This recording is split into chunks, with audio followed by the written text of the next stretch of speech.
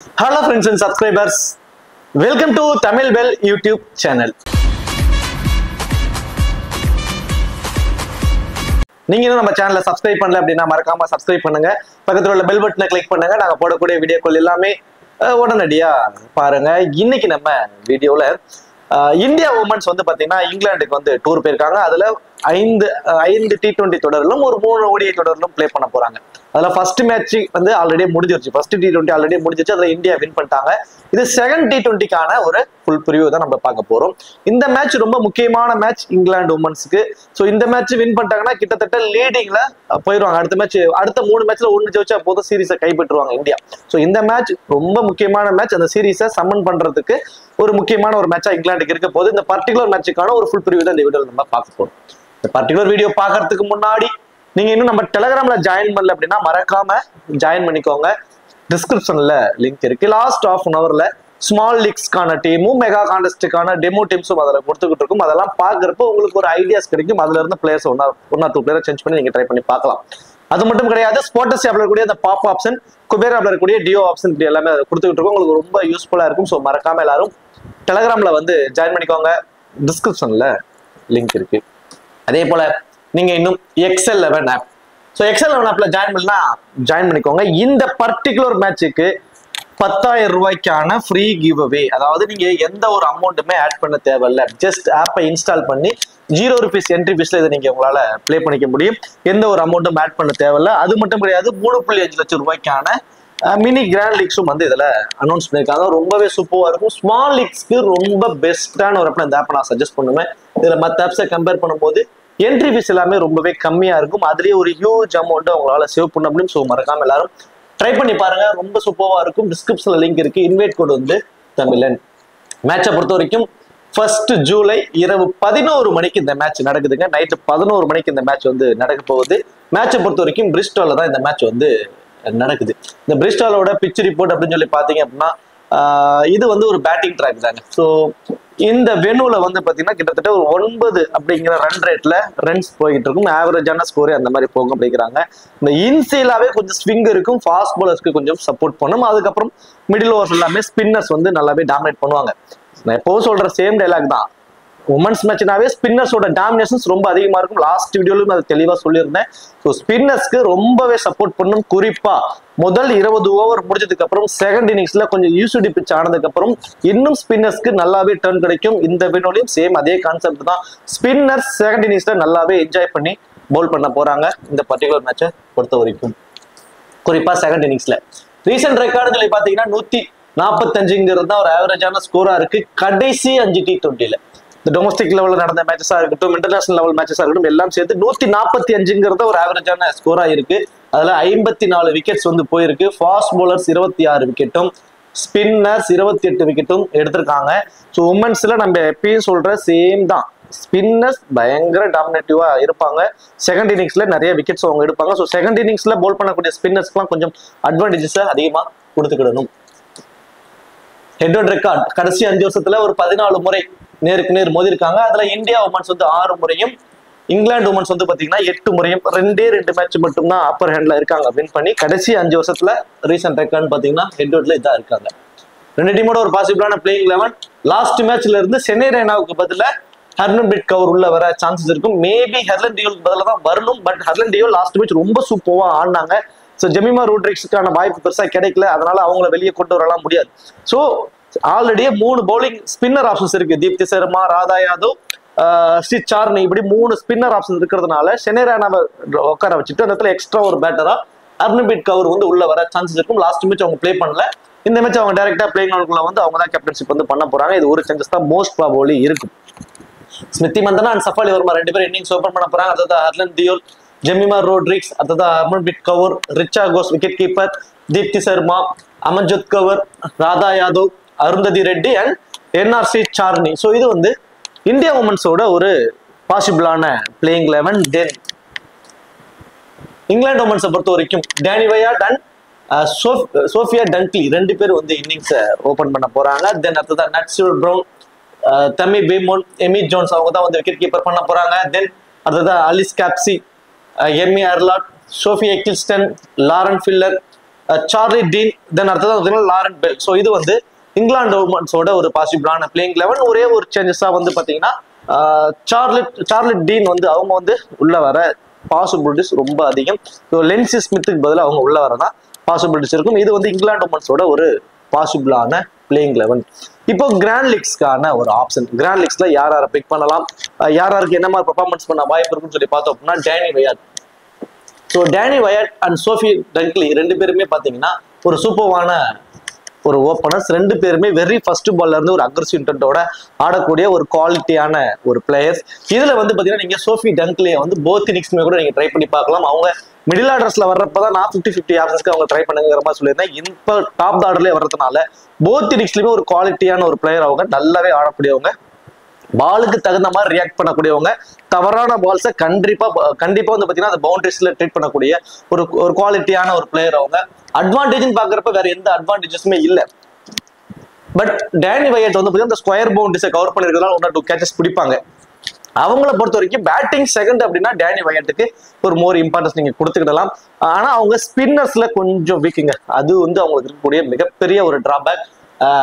Danny வயாட் தென் அதே மாதிரி இந்த இன்ஸ்விங் பவுலர்ஸ்ல கொஞ்சம் கஷ்டப்படுவாங்க.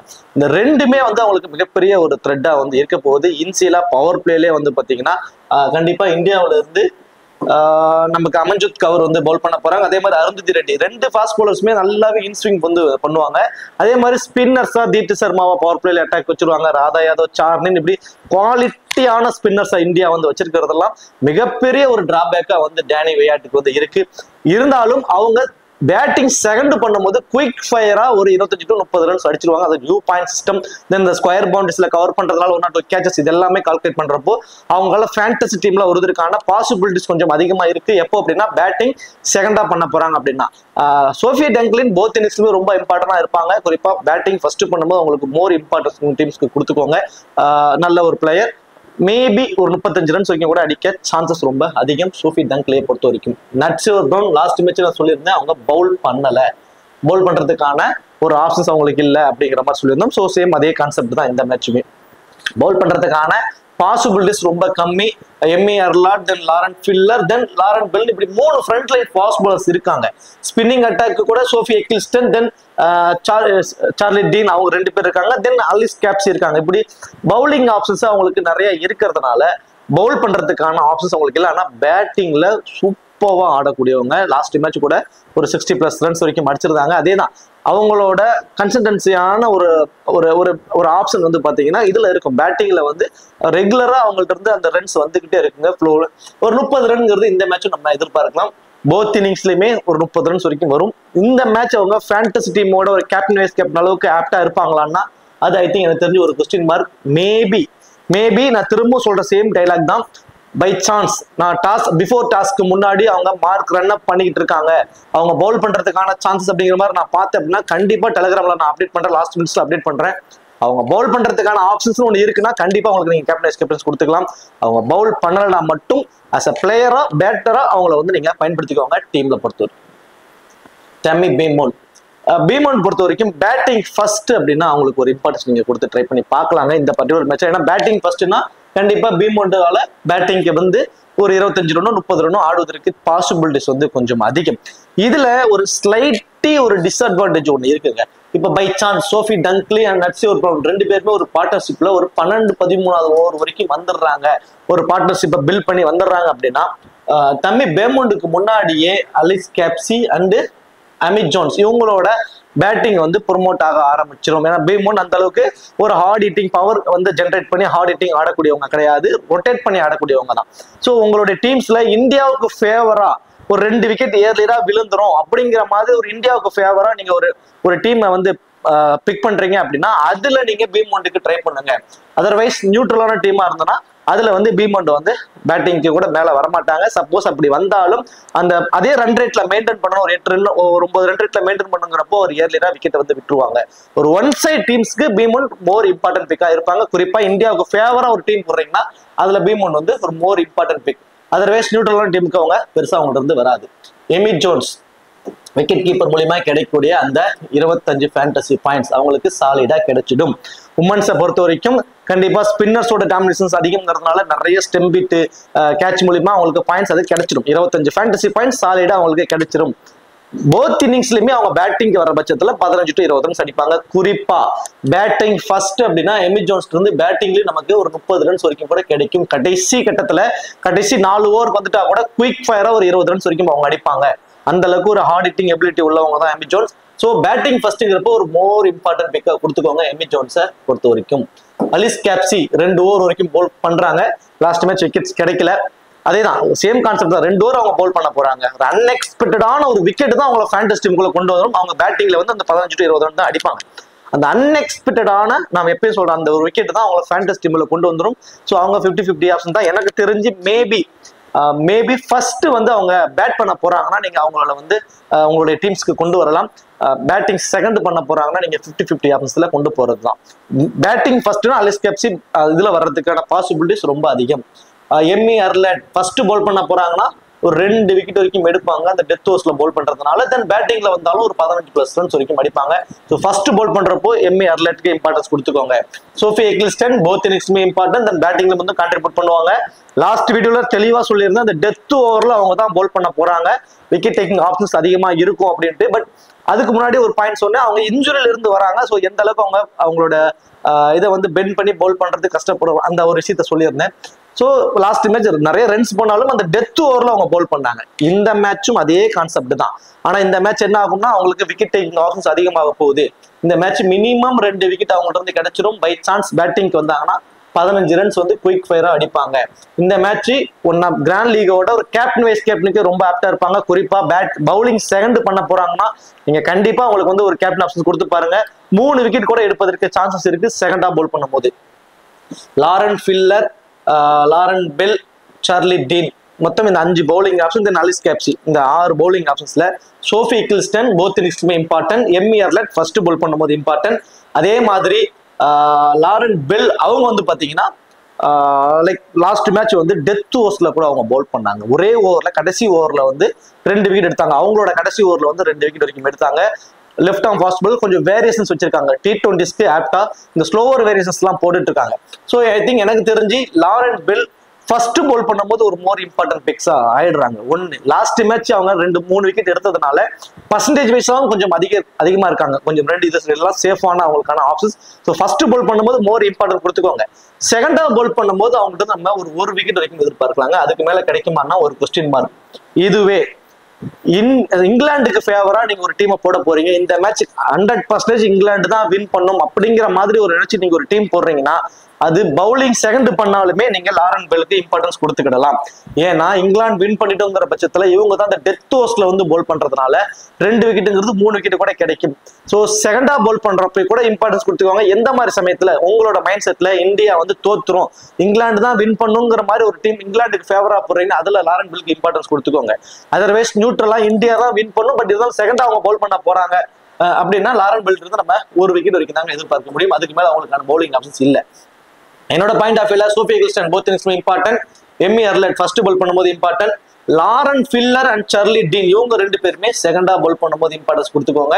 லாரன் பெல்லுக்கு வந்து ஃபர்ஸ்ட் போல் பண்ணும்போது இம்பார்ட்டன்ட். அப்போ காம்பினேஷன் வைஸ் பாக்குறப்போ Emmy Arlott, Sophie Ecclestone and Lauren Bell 3 பேரும் ஃபர்ஸ்ட் போல் பண்ணும்போதும் Charlie Dean and Lauren Filer and Sophie Ecclestone இந்த 3 பேரும் செகண்டா போல் பண்ணும்போதும் மோர் இம்பார்ட்டன்ட் பிக்ஸா உங்க டீம்ஸ்க்கு கொண்டு போறது ஒரு பெட்டர் ஆப்ஷனா வந்து இருக்கும். அடுத்ததான் இந்தியா டீம்ல இருந்து ஸ்மிருதி மந்தனா அண்ட் சஃபாலி வர்மா. ஸோ 2 பேருமே வந்து பாத்தீங்கன்னா ஒரு miss and hit type players தாங்க. குறிப்பா சஃபாலி வர்மா வெரி ஃபர்ஸ்ட் பால்ல இருந்து அக்ரெசிவ் இன்டென்டோட ஆடக்கூடிய ஒரு குவாலிட்டியான பிளேயர். அது நமக்கு நல்லாவே தெரியும். பேட்டிங் ஃபர்ஸ்ட் பண்ணும்போது அவங்க மோர் இம்பார்ட்டனா இம்ப்ரெசிவா தான் இருந்துட்டு இருந்திருக்காங்க பேட்டிங் செகண்ட் பண்றதை கம்பேர் பண்ணும்போது. பட் ரீசெண்ட் டேஸ்ல அந்த இன்சியல் ஸ்விங்ல கொஞ்சம் கஷ்டப்பட்டுட்டே இருக்காங்க போத் இன்னிங்ஸ்லுமே. லாரன் பெல் அவங்கள்ட்டோட இந்த இன்சியல் ஸ்விங்ல கொஞ்சம் கஷ்டப்படுறாங்க. லாஸ்ட் மேட்ச் மந்தனா சதம் அடிச்சாங்க பேட்டிங் ஃபர்ஸ்ட் பண்ணும்போது அப்படிங்கிறதெல்லாம் ஒரு பக்கம் ஒதுக்கி வைங்க. மேட்ச் பார்த்துருந்தவங்களுக்கு தெரியும் அவங்களுக்கு மட்டுமே ஒரு 3 கேட்ச் வரைக்கும் டிராப் பண்ணாங்க. ஸோ கேச்சஸ் டிராப் பண்றப்ப அது ஒரு பெரிய ஸ்கோரா கன்வெர்ட் ஆகுறதுங்கிறதுலாம் ஒரு இதுதான். யூஸ்வலா ஸ்மிருதி மந்தனாவோட ரோல் எந்த மாதிரி சமயங்கள்ல இருக்கும்னா பேட்டிங் செகண்ட் பண்ணும்போது அவங்க மோர் இம்பார்ட்டன்ட். அதுல எந்த ஒரு மாற்று கருத்தும் கிடையாது. ஸோ இது மாதிரி கேச்சஸ் டிராப்ஸ் வந்து அவங்களோட ஸ்கோரை அப்படியே மல்டிபிளா கொண்டு போகும், அதுல எந்த மாற்றமும் கிடையாது. ஸோ ஸ்மிருதி மந்தனாவை இந்த மேட்ச் எந்த மாதிரி சமயத்துல பயன்படுத்திக்கலாம்னா, பேட்டிங் ஃபர்ஸ்ட் பண்றாங்கன்னா நீங்க கண்டிப்பா 50-50 ஆஃபீஸ்ல கொண்டு போங்க, அதுல எந்த ஒரு மாற்று கருத்தும் வேண்டாம். அந்த லாஸ்ட் மேட்சுக்கு அந்த சதம் வந்து இந்த கேச்சஸ் டிராப்ஸ் தான். ஸோ அதுல நீங்க இப்போ ஒரி பண்ணிக்க வேண்டாம். ஸோ ஸ்மிருதி மந்தனா பேட்டிங் செகண்ட்னா மஸ்ட் ட்ரையா கூட கொடுத்துக்கலாங்க. ஒரு 30 ரன்னுங்கிறது சாலிடா அவங்க வந்து ஆடுவாங்க, அதுல எந்த ஒரு மாற்று குணத்தும் கிடையாது. பட் பேட்டிங் ஃபர்ஸ்ட்னா மட்டும் இந்த இன்சியலா ஒரு ஸ்விங் அவங்க இப்ப என்ன பண்ணுவாங்கன்னா, லாஸ்ட் மேட்ச் நம்ம ஒரு இன்டென்ட் காட்டணும், அது நல்லா ஒர்க் அவுட் ஆச்சு, திரும்பவும் சேம் இன்டென்ட் காட்டலாங்கிற மாதிரி கொண்டு போவாங்க. பட் இந்த வின்னோட அந்த இன்சியலா நல்லா ஸ்விங்கும் இருக்கும், கொஞ்சம் எக்ஸ்ட்ரா பவுன்சஸ் ஆகும். Lauren Filer or Lauren Bell ரெண்டு பேர்த்துக்கிட்ட இருந்துமே அவங்களுக்கான மிகப்பெரிய ஒரு த்ரெட் வந்து இன்சிலா இந்த பவர் பிளேஸ்லயே அவங்களுக்கு இருக்கும். ஸ்மிருதி மந்தனாவை பொறுத்த வரைக்கும் பேட்டிங் ஃபர்ஸ்ட் அப்படிங்கிறப்போ கொஞ்சம் யூஸ்டு ட்ராக் ஆனதுக்கு அப்புறம் பால் கொஞ்சம் நின்று நிதானமா தான் வரும். அப்ப செகண்ட் இன்னிங்ஸ்ல அவங்களால கண்டிப்பா 25 ரன்னோ 30 ரன்னோ அவங்களால அடிக்க முடியும், அதுல மாற்று கருத்து இல்லை. சஃபாலி வர்மா நான் சொல்றேன், 2 இன்னிங்ஸ்லுமே அவங்க அந்த ஸ்விங்ல கொஞ்சம் கஷ்டப்படுறாங்க. ஐ திங்க் எனக்கு தெரிஞ்சு ஒரு 20 ரன்ஸ் டு 25 ரன்ஸ் வரும். அது ஃபேண்டசி டீம்ல வருமானா ஒரு கொஸ்டின் மார்க் தான். ஹர்லன் டியோல் லாஸ்ட் மேட்ச் ஒரு பவர் பேக் ஒரு இம்பாக்டை கிரியேட் பண்ணாங்க. பயங்கரமான வெரி ஃபர்ஸ்ட் பால்ல இருந்தே அக்ரெசிவ் இன்டென்ட் ஆரம்பிச்சிட்டாங்க, நல்ல பவுண்டரிஸ்ல ட்ரீட் பண்ண ஆரம்பிச்சிட்டாங்க, கேப்ஸ் பார்த்து ஆடினாங்க, அதுதான் அங்க மோர் இம்பார்ட்டன்ட். ஹர்லன் டியோல் வந்து பாத்தீங்கன்னா நிறைய கேப்ல பவுண்டரிஸ் நிறைய ஆடினாங்க. அந்த இன்டென்ட் இந்த மேட்சும் வரும். பட் எனக்கு தெரிஞ்சு இந்த மேட்ச் அவங்கள்ட்ட இருந்து ஒரு 15ல இருந்து ஒரு 20 ரன் வருவதற்கான ஒரு பாசிபிலிட்டிஸ் தாங்க இருக்கும். அது ஃபேண்டசி டீம்ல வருமானா அது வந்து மிகப்பெரிய ஒரு கொஸ்டின் மார்க். ஜெமிமா ரோட்ரிக்ஸ் யூஸ்வலாவே அவங்க இந்த ஒன் டவுன் ஆடுற பட்சத்துல பேட்டிங் ஃபர்ஸ்ட் அப்படின்னா அவங்களால ஒரு லாங் இன்னிங்ஸை கொண்டு வர முடியும். லைக் ஒரு 30 ரன்ஸ்க்கு மேல ஒரு 50 ரன்ஸ் வரைக்கும் கூட அவங்களால கொண்டு வருவாங்க. அந்த அளவுக்கு டாப் ஆர்டர்ல எல்லாம் விக்கெட் விழும்போது ஒரு ரோல் அவங்களுக்கு முக்கியமான ஒரு ரோலா அவங்களுக்கு இருந்துகிட்டு இருந்துச்சு. பட் அந்த செகண்ட் டவுன் பொசிஷன்ஸ் அப்படிங்கிறப்போ பேட்டிங் செகண்ட் பண்றப்போ ஓரளவு அவங்களுக்கு ஆவரேஜ் இருக்குங்க. அதுவும் டாப் ஆர்டர்ல ஏர்லியா 2 விக்கெட்டா விழுந்துரும் அப்படின்னா கடைசி வரைக்குமே நின்று ஆடக்கூடியவங்க அவங்க ஜெமிமா ரோட்ரிக்ஸ். அவங்களோட பேட்டிங் ரோல் தான் இப்ப ஒரு ஒரு ஒரு ஒரு ரோலா ஒரு இம்பார்ட்டன்டா இருக்க போகுது. ஏன்னா சம்டைம்ஸ் வந்து என்ன ஆகும்னா, ஹர்மன்பிரீத் கவுர் அந்த செகண்ட் டவுனுக்கு வந்துருவாங்க, தேர்ட் டவுனுக்கு ஜெமிமா ரோட்ரிக்ஸை மாத்துவாங்க. தேர்ட் டவுனுங்கிறது ரொம்ப ரிஸ்கான டவுன். ஏன்னா கடைசி 5 ஓவருக்கு வந்துருச்சுன்னா ஜெமிமா ரோட்ரிக்ஸ் ஆட வைக்க மாட்டாங்க, ரிச்சா கோஸ் ஆட வச்சிருவாங்க. இப்படி ஒரு குழப்பமான ஒரு சூழ்நிலையில தான் டாப் ஆர்டர்ல ஜெமிமா ரோட்ரிக்ஸ் வச்சிருக்காங்க. எனக்கு தெரிஞ்சு பேட்டிங் ஃபர்ஸ்ட் பண்ண போறாங்க அப்படின்னா ஹர்லன் டியோல் ஒரு 15 to 20 ரன் அப்படிங்கிற மாதிரி ஏர்லியரா விக்கெட்டை விடுற பட்சத்துல கண்டிப்பா ஜெமிமா ரோட்ரிக்ஸை கொஞ்சம் முன்னாடி கொண்டு வருவாங்க. ஒரு 20 ரன்ஸ் வரைக்கும் அவர்கிட்ட நம்ம எதிர்பார்க்கலாங்க. அந்த செகண்ட் டவுன் பொசிஷன்ஸ்ல அந்த பேட்டிங் ஃபர்ஸ்ட் பண்ணும்போது அவங்களோட ஆவரேஜ் கொஞ்சம் 20 to 25 தான் இருக்கு. பட் அதுவே செகண்டா பேட் பண்ணும்போது அவங்களோட ஆவரேஜ் ரொம்ப சூப்பரா இருக்கு அந்த செகண்ட் டவுன் பொசிஷன்ஸ்ல. ஸோ செகண்ட் டவுன் வர போறாங்க அப்படிங்கிற பட்சத்துல ஜெமிமா ரோட்ரிக்ஸ் செகண்ட் இன்னிங்ஸ்ல ஒரு மோர் இம்பார்ட்டன்ட். ஃபர்ஸ்ட் பேட் பண்ண போறாங்கன்னா ஹர்மன்பிரீத் கவுருக்கு இம்பார்ட்டன்ஸ் கொடுத்துக்கோங்க. ஹர்மன்பிரீத் கவுர் வந்து ஜெமிமா ரோட்ரிக்ஸ்க்கு வந்து முன்னாடியே வர சான்சஸ் ரொம்ப அதிகம் பேட்டிங் வந்து ஃபர்ஸ்ட் பண்றப்போ. ஸோ ஹர்மன்பிரீத் கவுர் வந்து நம்ம ஒரு 30 ரன்ஸ் வரைக்குமே எதிர்பார்க்கலாம். தென் அவங்களோட ஃபீல்டிங் பொசிஷன்ஸும் கொஞ்சம் கேட்ச் பிடிக்க வாய்ப்பு அதிகமான அந்த லாங் ஆஃப் ஸ்லாக் ஓவர்ஸ்ல போயிருவாங்க, டெத் ஓவர்ஸ்ல போயிருவாங்க. ஸோ அந்த சமயத்துல ஹர்மன்பிரீத் கவுருக்கு மூலியமா 1 or 2 கேச்சஸ் கூட கிடைக்க சான்சஸ் ரொம்ப அதிகம். அவங்க வந்து பேட்டிங் ஃபர்ஸ்ட் பண்ணும்போது ஒரு மோர் இம்பார்ட்டன்ட். அதே மாதிரி ரிச்சா கோஸும் வந்து பாத்தீங்கன்னா பேட்டிங் ஃபர்ஸ்ட் பண்ணும்போது கடைசி 5 ஓவர் அவங்களுக்கான ஒரு ஓவரா அமைஞ்சிரும். அவங்க வந்து ஒரு குயிக்கா ஒரு 15 ரன் 20 ரன் அடிச்சு அந்த விக்கெட் கீப்பர் மூலமா கிடைக்கக்கூடிய ஃபேண்டசி பாயிண்ட்ஸ் எல்லாம் அவங்களுக்கு இருக்கக்கூடிய ஒரு பிளஸ் கேட்ச் மூலியமாவும் ஸ்டம்பிட் மூலியமாவும் அவங்களுக்கு பாயிண்ட்ஸ் வந்து கிடைச்சிரும். ஒரு விக்கெட் ஒரு பவுலர் எடுத்தா என்ன பாயிண்ட்ஸ் கிடைக்குமோ அந்த பாயிண்ட்ஸ் அவங்களுக்கு விக்கெட் கீப்பர் மூலியமா கிடைக்கிற பட்சத்துல பேட்டிங் மூலியமா அவங்க அடிக்கக்கூடிய ஒரு ரன்ஸ் வந்து 2வது விக்கெட் ஒரு பவுலர் எடுத்தா என்ன பாயிண்ட்ஸோ அதுக்கான ஆப்ஷன்ஸா மாறும். ஸோ விக்கெட் கீப்பர் வந்து உமன்ஸ் மேட்சை பொறுத்த வரைக்கும் மோர் இம்பார்ட்டன்ட். குறிப்பா பேட்டிங் ஃபர்ஸ்ட் பண்ணும்போது ரிச்சா கோஸ்க்கு வந்து இம்பார்ட்டன்ஸ் வந்து கொடுத்துக்குவாங்க.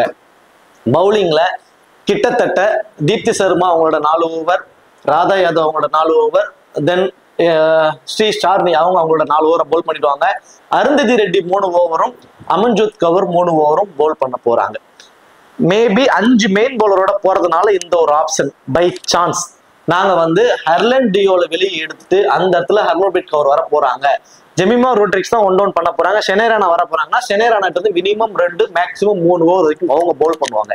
அப்படி ஒரு காம்பினேஷன்ஸ்ல ஹர்லன் டியோல்னு ஒருத்தர் இல்ல, as usual Jemimah Rodrigues one down வர போறாங்க. ஒன் டவுன் அவங்க வராங்கன்னா பேட்டிங் ஃபர்ஸ்ட்னா அவங்க மோர் இம்பார்ட்டன்ட். இந்த ஒரு கான்செப்ட்டுக்கு நம்ம போயிடலாம். இப்போ இவங்க இல்லாத பட்சத்துல ஜெமிமா ரோட்ரிக்ஸ் மோர் இம்பார்ட்டன்ட் பிக்ஸா ஆயிடுறாங்க நம்மளுடைய டீம்ஸ்க்கு.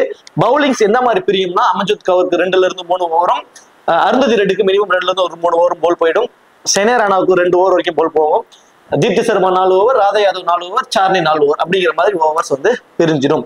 எனக்கு தெரிஞ்சு அந்த ஒரு கான்செப்ட் கொண்டு வரதாங்க வாய்ப்புகள் ரொம்ப அதிகம். ஹெர்லன் டியோல் வந்து லாஸ்ட் மேட்ச் பெர்ஃபார்மன்ஸ் பண்ணிட்டாங்கிற ஒரே ரீசனுக்காக நான் வச்சு உங்கள்ட்ட எக்ஸ்பிளைன் பண்ணிடலாம் அப்படின்னு நான் சொல்லிடுறேன். மேபி இவங்களை தூக்கிட்டு அந்த இடத்துல ஹர்மன்பீர் கவுர் வந்துருவாங்க. அப்படிங்கிற பட்சத்தில் ஜமீமா ரோட்டேஷ் ஒன்று வந்துருவாங்க. அப்ப ஷெனாய் ராணா இருப்பாங்க. 6 பவுலிங் ஆப்ஷன் ஆயிடுது. தீப்தி சர்மாங்கிற ஒரு எக்ஸ்ட்ரா பேட்டிங் ஆப்ஷனும் இருக்கு. ஸோ அப்படிங்கிறப்ப அவங்க வந்து காம்பன்சேட் பண்ணிக்குவாங்க. இப்போ தீப்தி சர்மா 4 ஓவர், ஹெர்லன் டியோல் இல்லாத பட்சத்துல தீப்தி சர்மாவோட டவுன் எங்க வந்துடும்? ரிச்சா கோஸ் இருக்கிற இடத்துக்கு வந்துடும். அப்போ தீப்தி சர்மா இருந்து பேட்டிங்லயும் 10ல இருந்து ஒரு 15 ரன் கடைசி 5 ஓவர்ல கிடைக்கும். அது ஒண்ணு. தென் பவுல் 4 ஓவரும் போல் பண்ண போறாங்க. குறிப்பா அந்த 16 ஓவருக்கு அப்புறம் 1 ஓவர் போல் பண்ணுவாங்க. அப்படிங்கிறப்போ அவங்களுக்கு wicket taking option minimum 2 wicket வரைக்கும் கிடைக்க சான்சஸ் போத் இன்னிங்ஸ்லயுமே. இது 2வது பாயிண்ட். அப்போ ஒன்னு அப்கிரான் லீகோட ஒரு கேப்டன் வைஸ் கேப்டனுக்கு கூட அவங்க ரொம்பவே ஆக்டா இருப்பாங்க. மஸ்ட் ட்ரை போத் இன்னிங்ஸ்லயுமே. அமன்ஜித் கவுர் ஃபர்ஸ்ட் போல் பண்ற போது கண்டிப்பா அவங்கள்ட்ட இருந்து நம்ம 2 விக்கெட் வரைக்கும் கூட எதிர்பார்க்கலாங்க. அது குறிப்பா அந்த 20வது ஓவர் அவங்க போல் பண்ண வாய்ப்புகள் ரொம்ப அதிகம். ஸோ ஃபர்ஸ்ட் போல் பண்ண போறாங்கன்னா 2 விக்கெட் வரைக்கும் கிடைக்க சான்சஸ் வந்து ரொம்ப அதிகம். செகண்டா போல் பண்றாங்கன்னா மேபி விக்கெட் இல்லாம கூட போகலாம். இல்லைன்னா 1 விக்கெட் அது ஃபேண்டஸ் டீம்ல வருவாங்கன்னா ஒரு மிகப்பெரிய ஒரு கொஸ்டின் மார்க் தான். அமன்ஜித் கவுர் ஃபர்ஸ்ட் போல் பண்ணும்போது வேணா இம்பார்ட்டன்ஸ் கொடுத்துக்கோங்க. ராதா யாதவ் பொறுத்த வரைக்கும் ஃபர்ஸ்ட் போல் பண்றப்போ அவங்களோட விக்கெட் டேக்கிங் ஆவரேஜ் மினிமம் ஒரு பெர் மேட்சுக்கு 1 விக்கெட் அப்படிங்கிற மாதிரி இருக்கு. அதுவே செகண்டா போல் பண்ணும்போது 10ல 7ல இருந்து 8 மேட்ச் வரைக்குமே 2 விக்கெட் வரைக்கும் எடுக்கிறாங்க. ஸோ டொமஸ்டிக் லெவலில் அவங்க விளையாண்டுப்பையும் சரி, இன்டர்நேஷனல் லெவலில் விளையாடுறப்பையும் சரி. ஆனா என்னன்னா சில மேட்சஸ் விக்கெட்டே எடுக்காம போயிடுவாங்க. அதுதான் அவங்களுக்கு இருக்கக்கூடிய மிகப்பெரிய ஒரு டிராபேக். நான் தான் அதுக்காக தான் சொன்னேன் 10ல 7 மேட்ச் வரைக்கும் 2 விக்கெட் எடுப்பாங்க. அந்த 3 மேட்ச்ல விக்கெட்டே எடுக்காம போயிடுவாங்க. அட்லீஸ்ட் 1 விக்கெட் ஆகுது அப்படிங்கிற மாதிரிலாம் இல்லாம அந்த ஒரு டிராபேக் வந்து ராதா யாதவ் இருக்கு. அதுக்கான ரீசன் நீங்க பாத்தீங்கன்னா சம்டைம்ஸ் அவங்க 2 ஓவர்ல ஒரு 20 ரன் கொடுத்துருவாங்க. அவங்களுக்கு அப்படியே ஓவர் கொடுக்காம ஹோல்டு பண்ணிடுவாங்க. அந்த மாதிரியான ஒரு ஆப்ஷன்ஸ்ல ராதா யாதவ் இருக்காங்க. ஸோ நான் ஃபர்ஸ்ட் போல் பண்ணும்போது கண்டிப்பா மினிமம் 1 விக்கெட்டுங்கிற மாதிரி ஒரு ஆப்ஷன்ஸ் இருக்கு. செகண்டா போல் பண்ணும்போது 2 விக்கெட் வரைக்கும் எடுக்கிறாங்க. பட் ஒரு 70% அப்படிங்கிற மாதிரி டீம்ஸ்ல ட்ரை பண்ணுங்க. செகண்டா போல் பண்ணும்போது 10 டீம் போறீங்கன்னா ஒரு 7 டீம் வரைக்கும் அவங்களை ட்ரை பண்ணிக்கோங்க. இவங்களுக்கு இருக்கக்கூடிய மிகப்பெரிய ஒரு அட்வான்டேஜ் ஒன்று இருக்குங்க. இந்த ஸ்கொயர் பவுண்டரிஸை இவங்க தான் கவர் பண்ணுவாங்க. ஒரு சூப்பர்வான ஒரு ஃபீல்டர் அவங்க. மினிமம் ஒரு கேட்சாவது அவங்க பிடிச்சிருவாங்க. ஸோ ராதா யாதவ் செகண்டா போல் பண்றப்போ ஒரு மோர் இம்பார்ட்டன்ட் உங்களுடைய டீம்ஸை பொறுத்த வரைக்கும். அருந்ததி ரெட்டி போத் இன்னிங்ஸ்லயுமே மினிமம் 1 விக்கெட்டுங்க. லாஸ்ட் மேட்ச் அதை நான் தெளிவா சொன்னேன். மினிமம் 1 விக்கெட் அருந்ததி ரெட்டி வந்து பாத்தீங்கன்னா ஃபர்ஸ்ட் போல் பண்ணாலும் சரி, செகண்ட் போல் பண்ணாலும் சரி அந்த அளவுக்கு எடுத்துருவாங்க. 10ல 1 மேட்ச் மட்டும்தாங்க, ஏதாவது ஒரு மேட்ச் மட்டும் தான் விக்கெட் எடுக்காம போவாங்க. கிட்டத்தட்ட மினிமம் 1 விக்கெட் கேரண்டடா அவங்கள்ட்ட இருந்து எடுத்துக்கிட்டு இருப்பாங்க. அந்த அளவுக்கு ஒரு சூப்பர்வான நல்லாவே இன்ஸ்விங் நல்லாவே போல் பண்ணுவாங்க. நல்ல ஒரு ஃபாஸ்ட் பவுலர், நல்ல இன்ஸ்விங் அவங்கள்ட்ட இருந்து கிடைக்கும். இந்த இன்சில மேபி டேனி வயாக்கு ஒரு சின்ன ஒரு பேட்டில் இவங்க மூலியமா கிடைக்க வாய்ப்புகள் ரொம்ப அதிகம். சார்னி லாஸ்ட் மேட்ச் டெபிட் ஆனாங்க. ரொம்ப சூப்பரா போல் பண்ணாங்க. 3 விக்கெட் ஆள்னு நினைக்கிறேன். லைக் ஆமா, ரொம்ப சூப்பரா போல் பண்ணாங்க. அக்யூரன்சி, கரெக்டான லென்த், சூப்பரா போல் பண்ணாங்க. இந்த மேட்சும் அவங்களுக்கான விக்கெட் டேக்கிங் ஆப்ஷன்ஸ் இருக்குங்க. குறிப்பா செகண்டாலாம் போல் பண்றப்போ இவங்க நான் நார்மலா டர்ன் பண்றதை விட கொஞ்சம் பிச் ஈஸுடி பிச் ஆனதுக்கு அப்புறம் இன்னும் கொஞ்சம் ஸ்லைட்லி எக்ஸ்ட்ரா டர்ன் இருக்கும். விக்கெட் டேக்கிங் ஆப்ஷன்ஸ் இவங்களுக்கு ரொம்ப அதிகம். இந்த மேட்சும் செகண்டா போல் பண்ண போறாங்கன்னா 2 விக்கெட் வரைக்கும் எடுப்பாங்க. ஸோ ஃபர்ஸ்ட் போல் பண்றப்போ இவங்கள்ட்ட நம்ம ஒரு 1 விக்கெட் வரைக்கும் எதிர்பார்க்கலாம். ஸோ இது வந்து இந்தியன் டீமுக்கான ஒரு ஆப்ஷன். இப்போ கேப்டன் வைஸ் கேப்டன் ஆப்ஷன்ஸ் அதுக்கு முன்னாடி ஒரு 15 பேர் ஒரு OG11 ஆப்ல ஒரு 15 பேர் வரைக்கும் நம்ம பிக் பண்ணோம்னா நமக்கான மல்டிபிள் காம்பினேஷன்ஸ்ல டீம் உருவாகும் இல்லைங்களா? ஸோ அந்த மாதிரி ஒரு 16 பேர் நான் சொல்றேன். அந்த 16 பேரை நீங்க பிக் பண்ணி நீங்க மல்டிபிள் கிராண்ட் லீக்ஸ்ல கேப்டன் வைஸ் கேப்டன்ஸ்லாம் கொடுத்து நீங்க ட்ரை பண்றப்போ ஒரு மல்டிபிள் காம்பினேஷன்ஸ்ல உங்களுக்கு டீம் கிடைக்கும். அந்த மாதிரி பார்த்தோம் அப்படின்னா நான் அதுல வந்து ஸ்மிருதி மந்தனா 1, தென் ஜெமிமா ரோட்ரிக்ஸ் 2, ஹர்மன்பீர் கவுர் 3, ரிச்சா கோஸ் 4, சார்னி 5, ராதா யாதவ் 6, தீப்தி சர்மா 7, தென் அமன்ஜித் கவுர் 8. இந்த 8 பேரும் இந்தியன் டீம்ல இருந்தும், இங்கிலாந்து உமன்ஸ்ல இருந்து Sophia Dunkley 1, Nat Sciver Brunt 2, then Amy Jones 3, Alice Capsey 4, Charlie Dean 5, Sophie Ecclestone 6, Emmy Arlott 7, Lauren Bell 8. இந்த 8 பேரும் இங்கிலாந்து உமன்ஸ்ல இருந்தும். இந்த 16 பேர்ல இருந்து நீங்க மல்டிபிள் காம்பினேஷன்ஸ் டீம்ஸை கிரியேட் பண்ணும்போது கேப்டன் வைஸ் கேப்டன்ஸ்லாம் கொடுத்து ட்ரை பண்ணும்போது கண்டிப்பா ஒரு ஒருத்தான டீம்ஸ் உங்களுக்கு கிடைக்க பாசிபிலிட்டிஸ் வந்து ரொம்ப அதிகமா இருக்கும். இந்த காம்பினேஷன்ஸ் வச்சு ட்ரை பண்ணி பாருங்க. Captain vice captain Nat Sciver Brunt bowl பண்ண போறாங்கிற மாதிரி எனக்கு தெரிஞ்சதுன்னா கண்டிப்பா கண்ணை முடித்து ஸ்மால் லீக்ஸ்க்கு நீங்க கேப்டன் வைஸ் கேப்டன்ஸ்க்கு அவருக்கு ட்ரை பண்ணிக்கலாம். ஸோ சேஃபான ஆப்ஷன் அவங்க தான் இருப்பாங்க. ஸ்மால் லீக்ஸ்க்கு எல்லாரும் அவங்க தான் கொடுத்துருப்பாங்க. கிராண்ட் லீக்ஸ்ல மட்டும் அவங்களுக்கு விட்டுட்டு வேற யாருக்காவது கேப்டன்ஸ் ஆப்ஷன் ட்ரை பண்ணி பாருங்க. ஸ்மால் லீக்ஸ்க்கு சேஃபா அவங்க இருந்துட்டு போறாங்க, பிரச்சனை இல்லை. பவுல் பண்றாங்கன்னா கிராண்ட் லீக்ஸ்க்குமே அவங்க தான் கேப்டன் கேப்டன் தான் இருப்பாங்க. சோஃபி எக்கில்ஸ்டன் போத் இன்னிங்ஸ்க்குமே கேப்டன் கேப்டன் கொடுத்து பாருங்க. குறிப்பா செகண்டா பவுல் பண்ண போறாங்கன்னா கண்டிப்பா அவங்களுக்கு வந்து கேப்டன் கேப்டன் ஆப்ஷன் கொடுங்க. அதே மாதிரி லாரன் பெல் ஃபர்ஸ்ட் பவுல் பண்ணும்போது இந்த டெத் ஓவர்ஸ்லாம் பவுல் பண்றதுனால அவங்களுக்கு வந்து ஒரு கேப்டன் கேப்டன் ஆப்ஷன் கொடுங்க. சோஃபியா டங்க்லி கண்டிப்பா ஒரே ஒரு டீம்லயாவது ஒரு வைஸ் கேப்டன் ஆப்ஷன் கொடுங்க. மேபி இந்த மேட்ச் அவங்கள்ட்ட இருந்து ஒரு 50+ ரன்ஸ் கூட வரலாம் பேட்டிங் ஃபர்ஸ்ட் பண்ணும்போது. தென் ஆஸ் யூசுவல் தீப்தி சர்மா கண்டிப்பா அவங்களுக்கு வந்து ஒரு கேப்டன் கேப்டன் ஆப்ஷன் கொடுத்துருங்க. அதே மாதிரி like Smriti Mandhana as usual batting second அப்படின்னா அவங்களுக்கு ஒரு கேப்டன், இப்ப நிறைய பேர் கொடுத்துருப்பாங்க கேப்டன் கேப்டன் லாஸ்ட் மேட்ச் ஆடினதை வச்சு. பேட்டிங் செகண்டுங்கிறப்போ அது மேபி இம்பார்ட்டன்டா இருக்கலாம். தென் அதுக்கு அடுத்தபடியா பாத்தீங்கன்னா அமன்ஜோத் கவுர் அவங்களுக்கு வந்து ஃபர்ஸ்ட் பவுல் பண்ண போறாங்கன்னா அந்த 2 விக்கெட் கூட கிடைக்க சான்சஸ் இருக்குங்க. தென் அப்புறம் பேட்டிங்ல பை சான்ஸ் வந்தாங்கனாலும் ஒரு 10 to 15 ரன்ஸ் வரைக்கும் அடிப்பாங்க. ஃபர்ஸ்ட் பவுல் பண்றப்போ ரொம்ப ரிஸ்கா அவங்களுக்கு ஒரு கேப்டன் விக்கெட் ஆப்ஷன்ல கொடுத்து ட்ரை பண்ணி பாருங்க. சரி, ஓகே. இந்த வீடியோ உங்களுக்கு பிடிச்சிருக்குன்னு நினைக்கிறேன். இந்த வீடியோ உங்களுக்கு பிடிச்சிருந்துச்சு அப்படின்னா மறக்காம வீடியோக்கு லைக் பண்ணி வீடியோ கொஞ்சம் சப்போர்ட் பண்ணுங்க. இந்த வீடியோ பத்தி கருத்துக்களை கமெண்ட் செக்ஷன்ல சொல்லிடுங்க. தேங்க்யூ.